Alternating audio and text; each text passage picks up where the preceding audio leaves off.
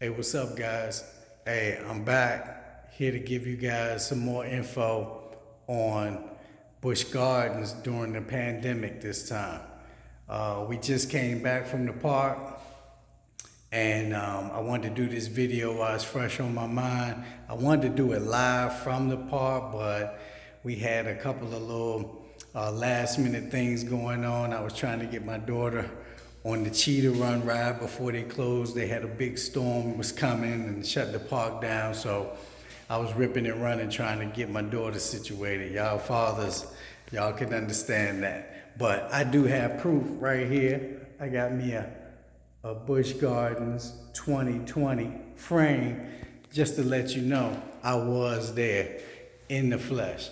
So I just want to give you guys a quick rundown on how the park was and what to expect, because there were some good things and there were some things that concerned me and there were some things that pissed me off too.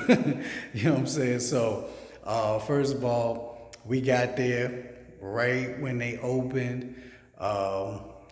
So parking was easy. They weren't doing social distancing at the park. I don't know if we got there too early, but there were no attendants out there. You basically could park wherever you wanted to, which I thought was pretty, a lot different from what Universal was doing. So that was one thing I noticed that was a con. So you basically had to do your own social distancing and with your parking. So that's what I did. I parked away from people because we got there so early that we were able to just park wherever we wanted to, away from everybody else. But as soon as we got in there, we noticed that the tram was like, well, I had saw that people suggested that you should walk, and I see why. Because the tram, you go stand in line for the tram, and everybody had masks on, but people weren't following the social distancing guidelines. They were only like these green dots that were on the ground, and people weren't even looking at that. So once again, we had to social distance from everybody to stand far away from the next person and make sure people behind us weren't close to us too. And it was hard to keep that, but at the same time, it reminded me of like when I'm in Home Depot back in Maryland, you know what I'm saying? Like you got to do the same thing at Home Depot. So you have those issues even when you go out in public, no matter where you go. So we put up with it, but I would suggest walking to the gate. I didn't really want to walk because I knew my family was going to be already doing a lot of walking that day. It's a pretty big park, it's a lot of walking, and the sky rides are down. So you can ride the train to get around the park, but there's a long wait for the train to come around. So expect to do a lot of walking, but I still would suggest to go ahead and do the walking to the front of the park instead of doing the tram. They are doing social distancing on the tram.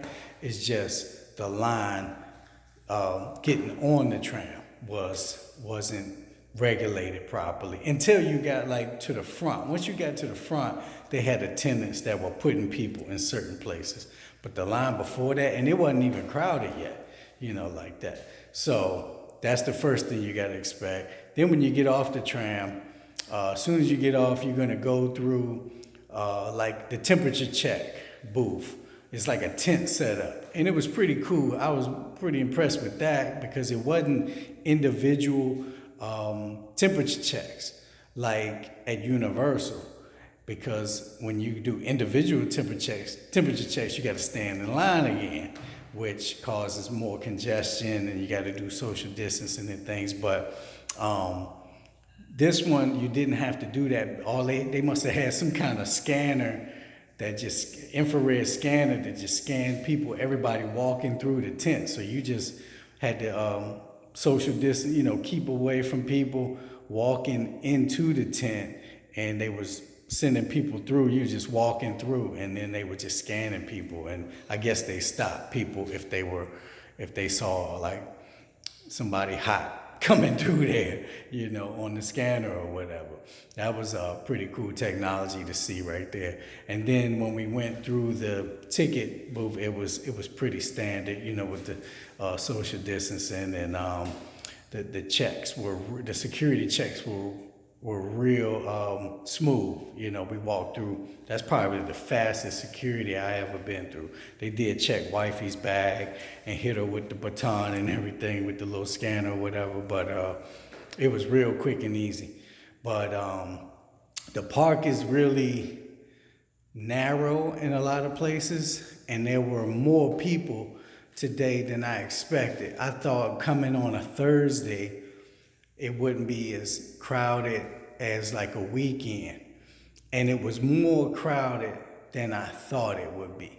So that kind of, threw me off right there, because some of the other videos I seen, in the research I was doing, the parks were like ghost towns, which is a lot of the reason that I chose to go to this park. I thought we would, be able to have 10-minute rides on everything and just had a whole park to ourselves and not be a lot of people in there. But it wasn't what I expected. Maybe if I'd have went on a Monday or Tuesday, maybe it's something different. But going on a Thursday, it was a little bit more crowded. It felt like a Friday in there, but it is what it is. Money was paid. We had to go and deal with that and make the most of it. But I would say overall for the park though, the coasters, awesome. All the coasters that they have are really great coasters. I thoroughly enjoyed the coasters. The only one we didn't get to ride was the Cheetah Run, and that, like I said, when we got there, we went straight to the Cheetah Run, and it was like an 85-minute wait, and that leads to, it's like they had good coasters, but one of the problems was a lot of the coasters, they were only running one train. I guess because they figured it wasn't a lot of people or didn't expect a lot of people coming, and they were running one train. So even though it's not a lot of people in line, you still, if you're only running one train, you got to sit there and load the train and then just let it go through the whole track. And they got some long coasters at this park, You sitting there waiting for the train to come back, and then you got to load up the next people, and they're doing social distancing in the train.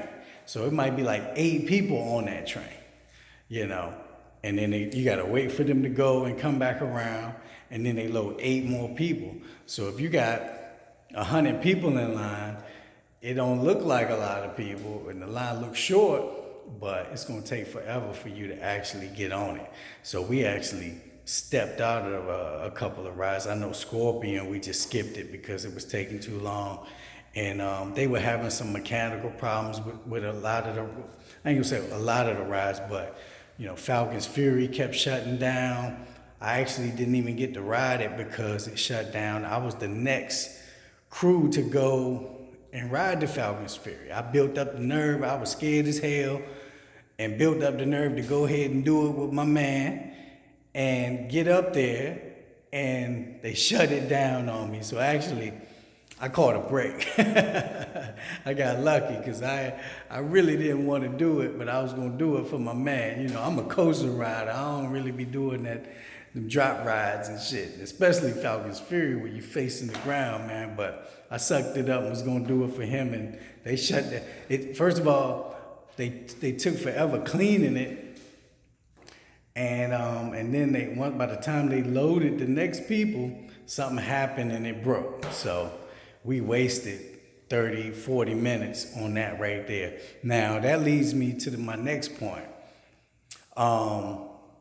As far as their coronavirus safety standards, they are doing some dumbass shit with their standards. I have no idea the logic behind what they're doing. So what they're doing is, I guess once every hour, they're shutting the coaster, shutting the ride down, and they're spraying the trains, spraying all the seats on the coasters with disinfectant and wiping it all down, which is cool. But as soon as you bring that train and to the next crew and people fill it up or load it up, it's contaminated again.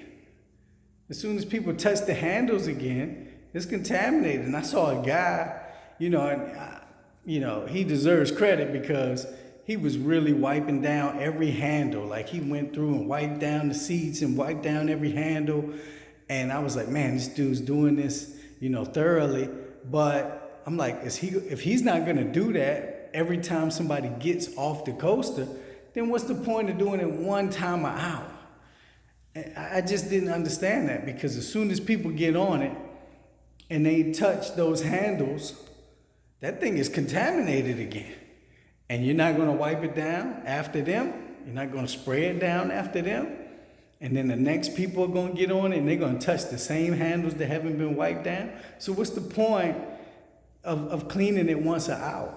It's contaminated for 59 minutes of that hour. You clean it for 1 hour, and then the next minute somebody jumps in it and just messes up the whole disinfectant. You know what I'm saying? Like that boggled my mind right there. I just did not understand that standard at all. And it probably should, they did have sanitized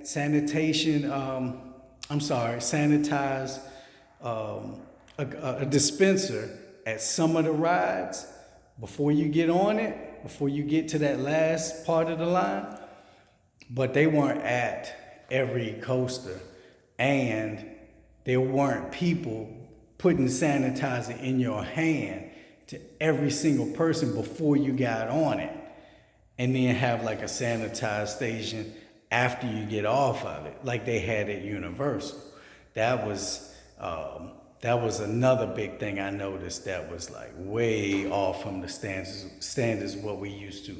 But, we come prepared. We don't take these trips and do this. And a lot of people probably think we risk too much to come out here and stuff, but we're extra safe, and we feel like as long as we handle our own safety and we take safety precautions in our own hands, we don't depend on nobody else to keep us safe. We keep ourselves safe.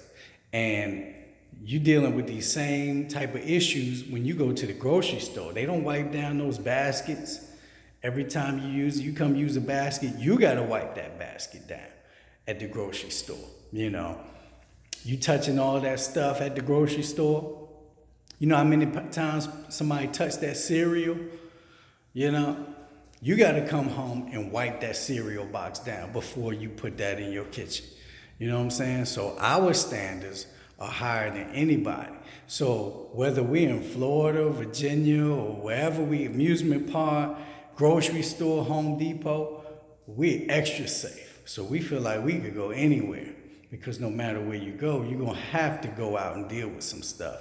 And the parks have been a lot safer than Home Depot and Lowe's and Walmart and the grocery store. So I was like, man, if I got to deal with those places, I might as well go to the amusement park too, because I feel more safer in the park. So that's our logic on that. And what we did was we do what we always do. We go up in there extra safe and extra careful, and we sanitize like crazy. I wear 2 masks. I don't trust some of the cloth masks, so I do a double mask, even if it's extra hot outside. I suggest you do it too. Wear a double mask if you're going to do that. Make sure you got your own hand sanitizer. Put hand sanitizer on your hands before you get on the ride and before and after you get off the ride. Do that, and sanitize your arms too. You know what I'm saying? A lot of people don't do that. I sanitize my arms because your forearms touch things. Like if you're sitting, like they have a lot of stations where you can take your mask off. That was one good thing. They had a lot of places where you could take your mask off and rest and take a break from wearing the mask, you know. They were strict on, you know, policy on wearing a mask. There weren't as many people regulating it like I've seen on other videos and stuff. But they did have a lot of stations where you could rest and stuff. But I'm so safe and I'm so paranoid and careful that when I sit down in a metal bench to smoke or chill, I'm sitting down in this, my arm is touching where somebody else's arm was, or my hand might have touched something, you know, somebody else touched, you know. So I sanitize my forearm, you know. I put sanitizer on my face, you know what I'm saying? I'm thorough with it, you know what I'm saying? And then when you come home, you got to come out your clothes and all like that too. And then you got to spray the car down, wipe the car down. You got to take all precautions, man, you know. But for the most part, the park was cool. We had a good time, you know. Definitely got my money's worth. But there were a lot of things that I didn't agree with, that I felt like should be better regulated. They didn't have a lot of people. I saw only one time where a lady had to go through the line and tell people where to stand, which I thought was just ridiculous, because they did have markers in all the coasters on where you're supposed to stand. And at Universal, people followed the rules.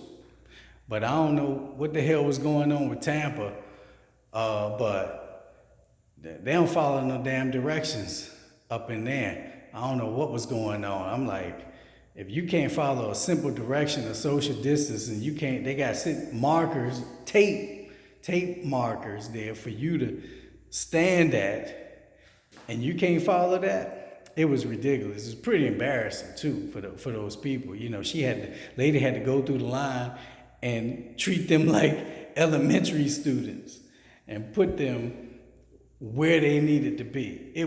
I was laughing at it. I hope they saw it too. I was shaking my head and I was laughing at their dumbasses, because I said, and I told my people, I said, that's the example of children who don't follow rules in school. You end up becoming adults that can't follow rules. And then you get embarrassed and look stupid out in public like that. You know what I'm saying? So anyway, my opinion on whether you should go to Busch Gardens or not, I can't really say. I can't really tell you yay or nay. I had a good time. I enjoyed it.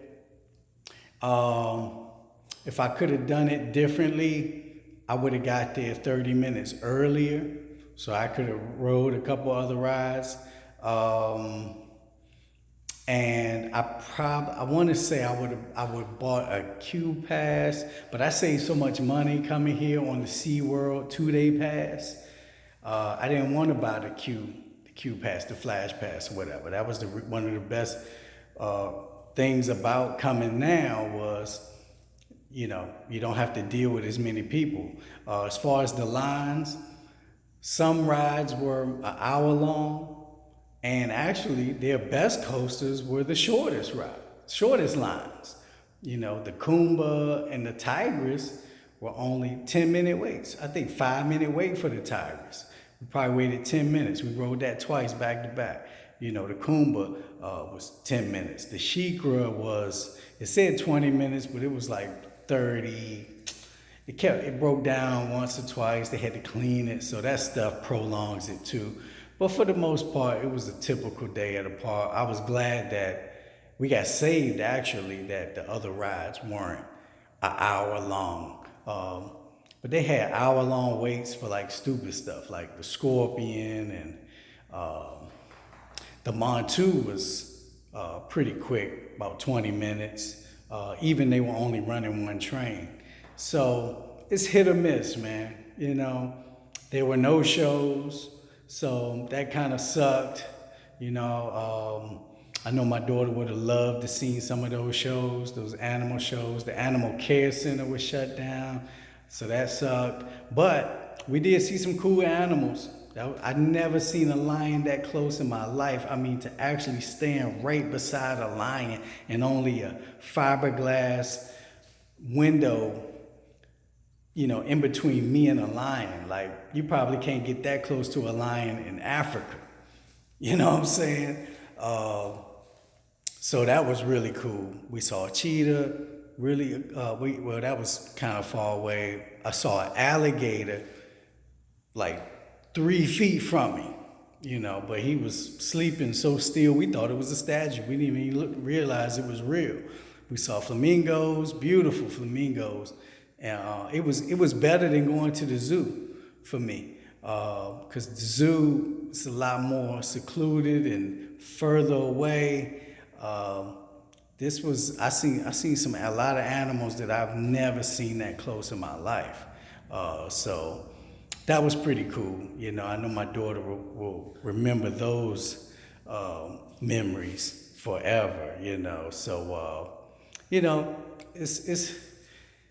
it's pros and cons to this park. I can't give it rave reviews like I gave Universal, but I will say there were a lot more pros than cons, but the cons were bigger for sure. So I would say on a scale of 1 to 10, I probably give them a 7. If I gave Universal 8 or 9, I would have to give Busch Gardens a 7, 6.5, 7.